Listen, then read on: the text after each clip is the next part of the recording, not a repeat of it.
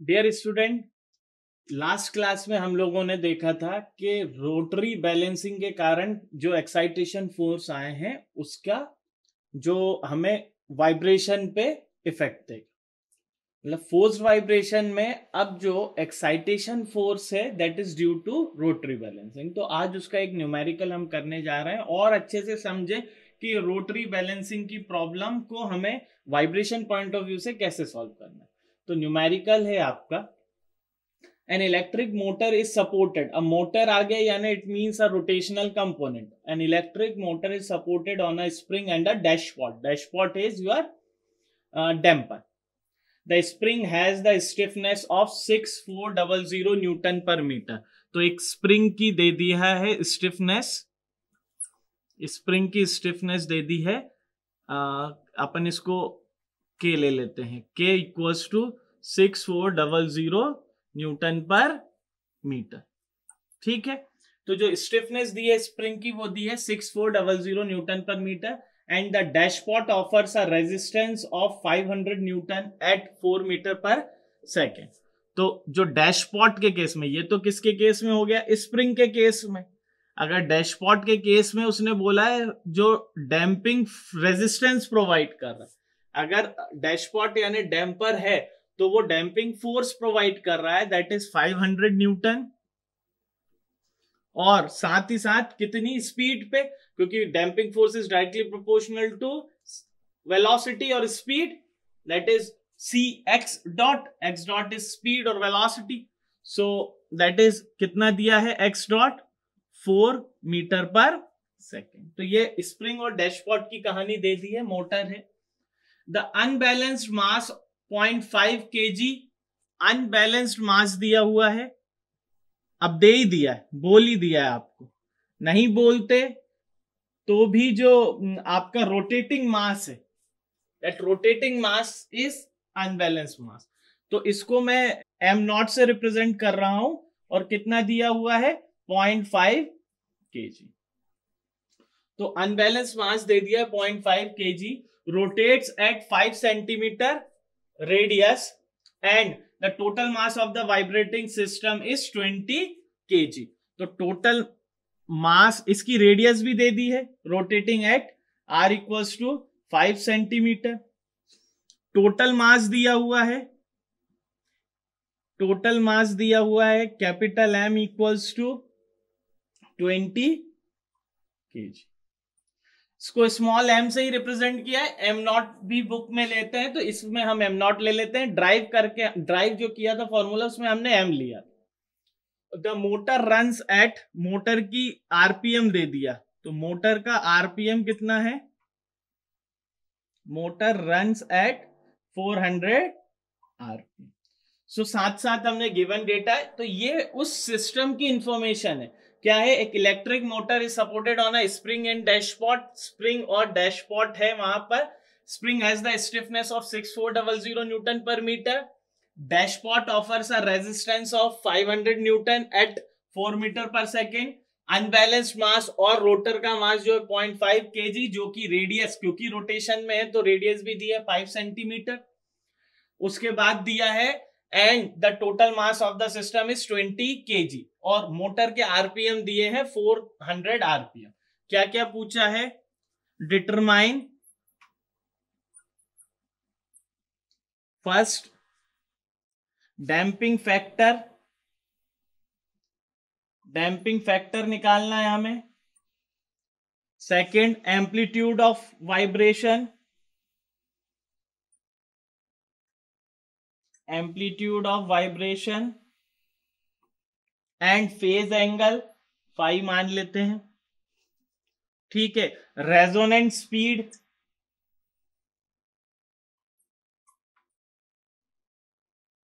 Resonant speed पूछी हुई है, and the force exerted by the spring and dashpot on the motor. तो force exerted on motor by dashpot and spring, ये आपका given data होगी और 4 चीजें निकालनी। जब भी आपका रोटेटिंग अनबैलेंसिंग या रेसिप्रोकेटिंग अनबैलेंसिंग का प्रॉब्लम आएगा वो थोड़ा लेंथी जाता है, फुल मार्क्स में आता है।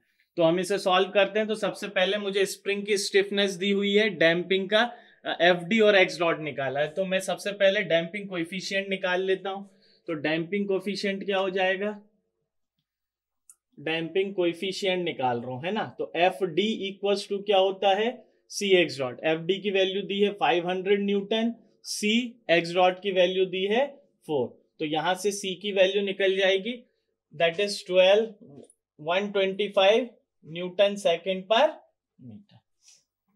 ठीक है, सी की वैल्यू निकल गई। डैम्पिंग कोफिशिएंट, क्योंकि मुझे डैम्पिंग फैक्टर निकालना है तो उसमें सी की वैल्यू पता करनी पड़ेगी।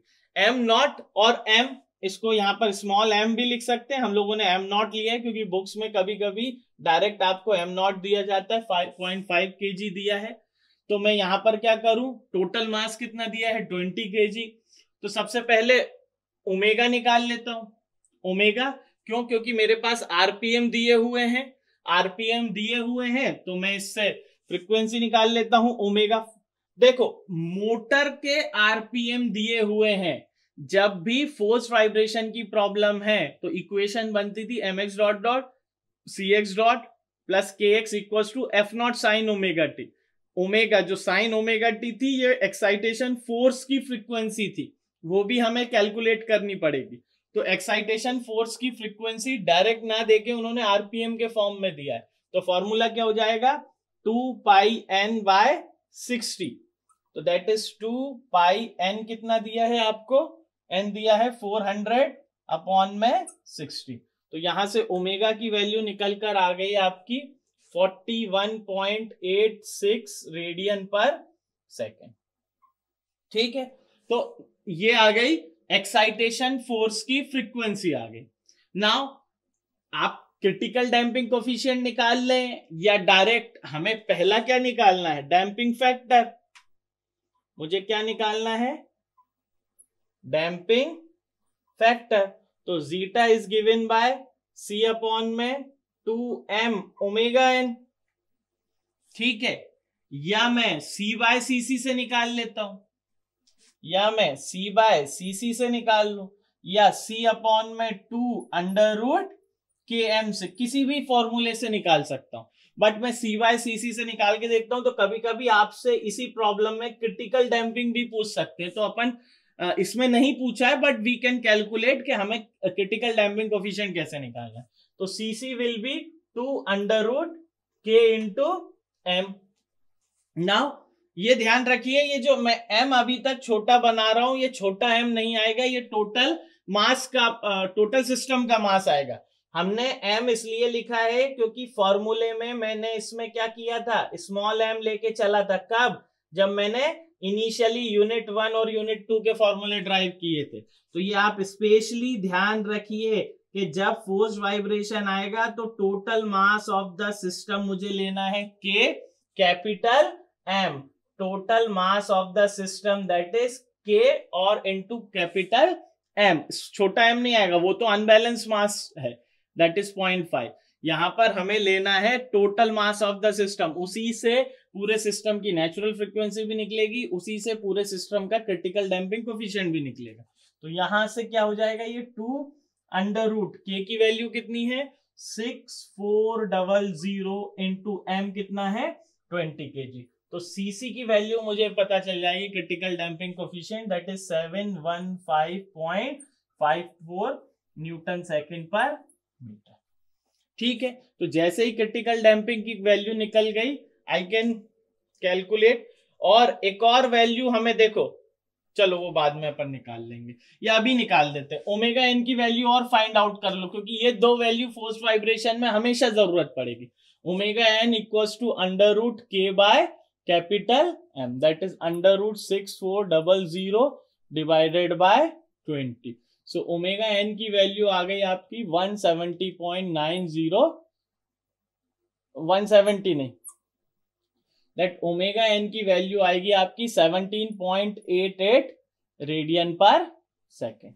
इसको आरपीएम में कन्वर्ट करने के लिए कभी कभी बोल देते हैं प्रॉब्लम को कि आरपीएम फाइंड करें। तो ओमेगा एन का भी क्या हो जाएगा 2 पाई एन बाय 60। तो एन नेचुरल फ्रीक्वेंसी का ये कितना आ जाएगा, यहां से आप कैलकुलेट करेंगे तो 170। बट ये वाली इंफॉर्मेशन एडिशनल इंफॉर्मेशन है, इस पर्टिकुलर प्रॉब्लम में नहीं पूछी, बट हम एक ही प्रॉब्लम में मल्टीपल प्रॉब्लम्स कर रहे हैं, ये वाली चीज नहीं पूछी है। और आपको कभी कभी ये वाला पोर्शन जो है ये भी कभी कभी पूछते हैं, इसमें क्रिटिकल डैम्पिंग नहीं पहुंचा पर हमने क्रिटिकल डैम्पिंग कैलकुलेट किया। क्यों कैलकुलेट किया है, क्योंकि जब मुझे डैम्पिंग फैक्टर निकालना है दैट इज जीटा, इसको मैं लिख सकता हूं सी अपॉन में सी। सी की वैल्यू कितनी है 125 और सीसी की वैल्यू कितनी है 715.54। तो जीटा की वैल्यू निकल के आ गई 0.175। अच्छी बात है, 1 से कम है इसका मतलब सिस्टम अंडर डैम्ड है, बहुत अच्छी बात है। अब मुझे सेकंड पोर्शन क्या निकालना है, एम्पलीट्यूड ऑफ वाइब्रेशन। तो जो सेकंड पोर्शन है that is amplitude of vibration.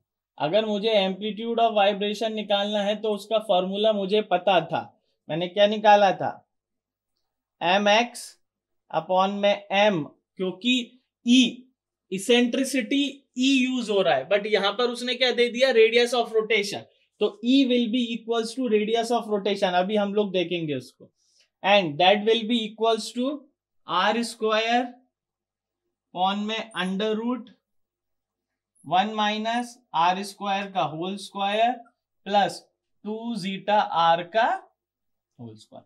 This will be the formula for amplitude of vibration in case of rotating unbalancing here, ठीक है। that capital mass represents total mass of the system, small m represent mass of the rotating unbalancing। हमारे case में हम लोगों ने m not ले लिया, ठीक है। अब नाउ मुझे ये एम्पलीट्यूड x फाइंड आउट करना है, मुझे m की वैल्यू दी हुई है small m that is m not की वैल्यू दी है, e इसेंट्रिसिटी इसमें नहीं दी है तो रेडियस ऑफ रोटेशन को ही हम इसेंट्रिसिटी कंसीडर करेंगे, रेडियस ऑफ रोटेशन दिया हुआ है। आर मुझे फाइंड आउट करना है, जीटा में ऑलरेडी निकाल चुका हूं, तो आर की वैल्यू होती है दैट इज ओमेगा अपॉन में ओमेगा एन। आर की वैल्यू क्या हो गई ओमेगा अपॉन में ओमेगा एन, ठीक है। नाउ अब इस फॉर्मूले में पुट किया तो मैं इसको इधर लेके जाता हूं, capital X will be equals to, अब मैं इसमें लिख रहा हूं एम नॉट, ई की जगह लग रहा हूं रेडियस ऑफ रोटेशन आर, ठीक है, अपॉन में कैपिटल एम इनटू, अब रेडियस ऑफ रोटेशन इसको आर बोल रहे हो और इसको भी आर बोल रहे हो तो नॉमेनक्लेचर मुझे अलग करना पड़ेगा, तो इसको मैं कर देता हूं और इक्वल्स टू ई कर देता हूं, इसी को ई ही रहने देते हैं, ठीक है। तो आर की जगह मैं लिख देता हूं एम नॉट ई, क्योंकि कंफ्यूजन हो जाएगा अपन को। तो एम नॉट ई अपॉन में capital R into R square upon में under root 1 minus are square का whole square plus 2 zeta are का whole square. So X will be equal to M naught की वैल्यू कितनी है 0.5, ई कितना दिया हुआ है, ई कितना दिया है, E will be given as 5, that is 5 ना, बट ये सेंटीमीटर में दिया हुआ है तो मैं इसको किस में कन्वर्ट कर दूं, मीटर में कर दूं, 10 की पावर 2 मीटर हो गया, अपॉन में कैपिटल एम 20। आर की वैल्यू आप आरपीएम में भी रख सकते हैं, आप आरपीएम में भी रख सकते हैं ये वाली वैल्यू और आरपीएम में ये वाली वैल्यू, या आप डायरेक्ट ओमेगा अपॉन में ओमेगा एन रेडियन पर सेकंड में भी रख सकते हैं। तो दैट इज 41.86 अपॉन में ओमेगा एन कितना है, ओमेगा एन विल बी 17.88। तो ओमेगा अपॉन में ओमेगा एन की वैल्यू का स्क्वायर अपॉन में दैट 1 माइनस 41.86 अपॉन में 17.88 का स्क्वायर का whole square plus 2 into zeta 0.175 into 41.86 upon में 17.88 का ब्रैकेट में इसका होल स्क्वायर 2 जीटा आर का होल स्क्वायर, ये यहां तक जाएगा।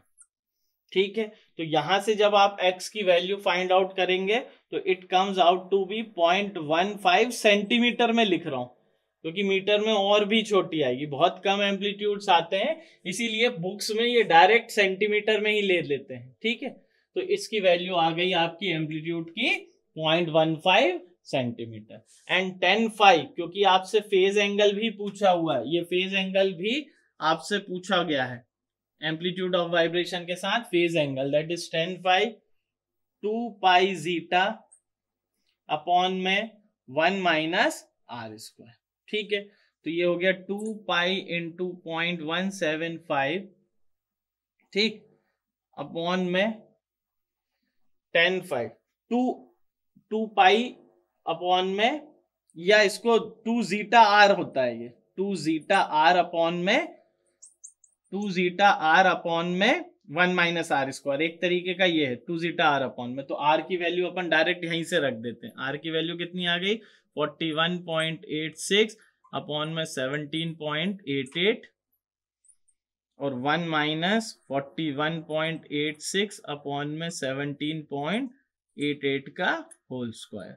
जब इसको आप सॉल्व करेंगे तो फाई की वैल्यू आएगी आपकी 169 डिग्री 41 मिनट्स। ठीक है, तो ये दो चीज निकल गई, सिंपली फॉर्मूला बेस्ड था, इसमें कोई भी ऐसा ट्रिक नहीं है, सिर्फ हमें स्टेप बाय स्टेप फॉलो करनी है।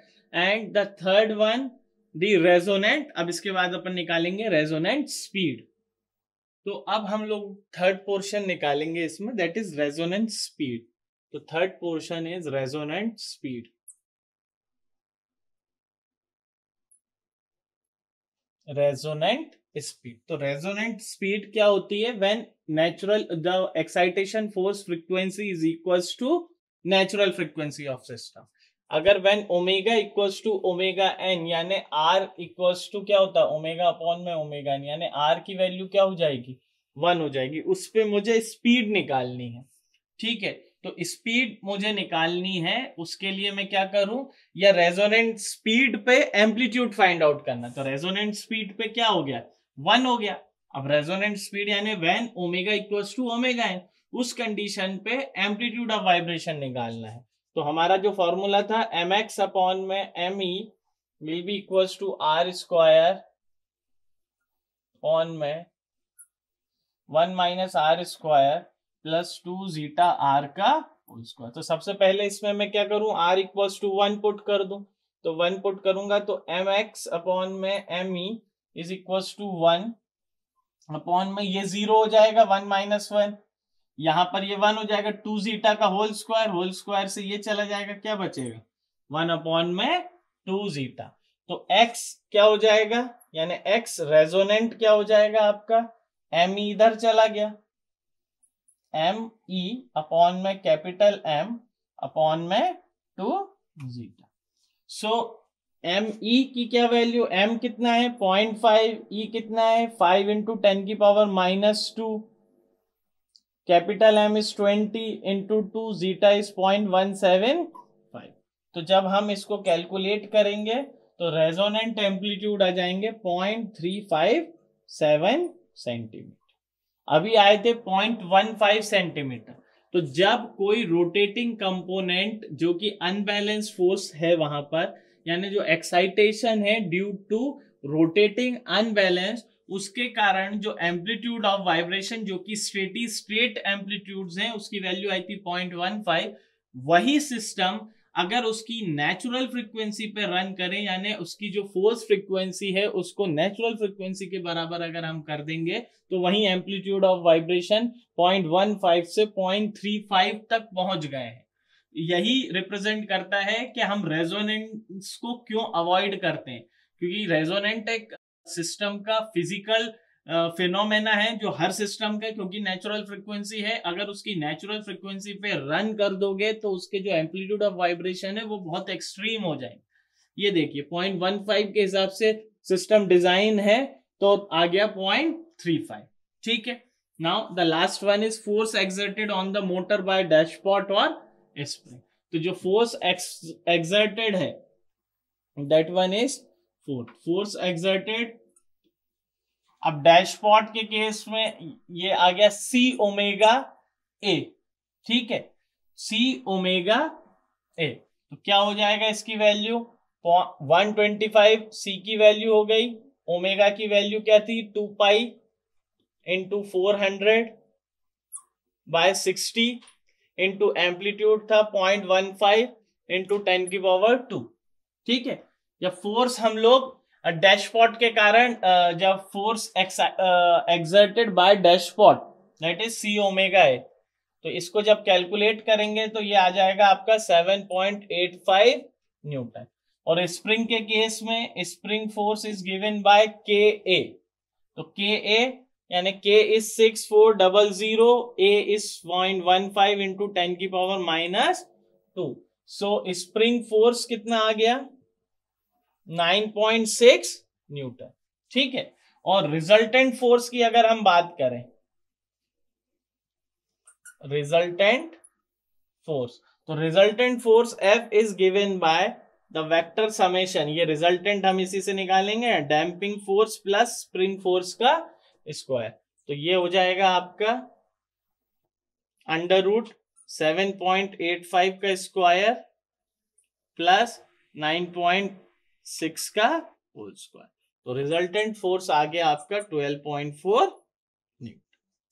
So this is the problem for rotating unbalance, जिसमें हमने देखा कि कैसे, ये बहुत सिंपल प्रॉब्लम था, इसमें थोड़ा बहुत कॉम्प्लिकेशंस और आ सकते हैं, बट मेजरली ये डिपेंडेंट होते हैं इसके यूनिट नंबर 1, 2, 3। आपने डैम्पिंग फैक्टर भी निकाला, आपने नेचुरल फ्रीक्वेंसी भी इसमें निकाली, फिर डैम्पिंग रेशियो, रेजोनेंस को हमें ध्यान में रखना है, नॉर्मल एम्पलीट्यूड्स पूछे गए, रेजोनेंट फोर्स कैसे कैलकुलेट करते हैं। So this is all about the numerical on rotating unbalancing.